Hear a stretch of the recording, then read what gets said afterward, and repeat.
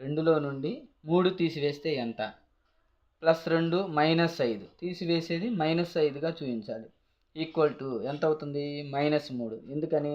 ఎప్పుడైనా ఒకటి ప్లస్ ఒకటి మైనస్లో ఉన్నప్పుడు తీసివేయాలి. తీసివేసేది పెద్ద సంఖ్యలో నుండి చిన్న సంఖ్యను తీసేయాలి. సో ఇక్కడ 5లో 2 తీసేస్తే 3. పెద్ద సంఖ్యకి ఏ గుర్తుంది? మైనస్ ఉంది కాబట్టి -3 ఆన్సర్. అలాగే నార్మల్గా మనం చేసేది 5లో 2 తీసివేస్తే ఎంత? 5 అంటే +5, 2 తీసివేయాలి కాబట్టి -2. 5 - 2 ఇక్కడ పెద్ద సంఖ్య ఏది? 5. 5లో 2 తీసేస్తే 3. పెద్ద సంఖ్యకి ఏ గుర్తుంది? ప్లస్ ఉంది కాబట్టి +3 వచ్చింది. అలాగే 10 - 20 ఇక్కడ ఒకటి ప్లస్ ఒకటి మైనస్. పెద్ద సంఖ్యలో నుండి చిన్న సంఖ్యను తీసేయాలి. 20లో 10 పోతే 10. పెద్ద సంఖ్యకి ఏ గుర్తుంది? మైనస్ ఉంది కాబట్టి -10 అవుతుంది.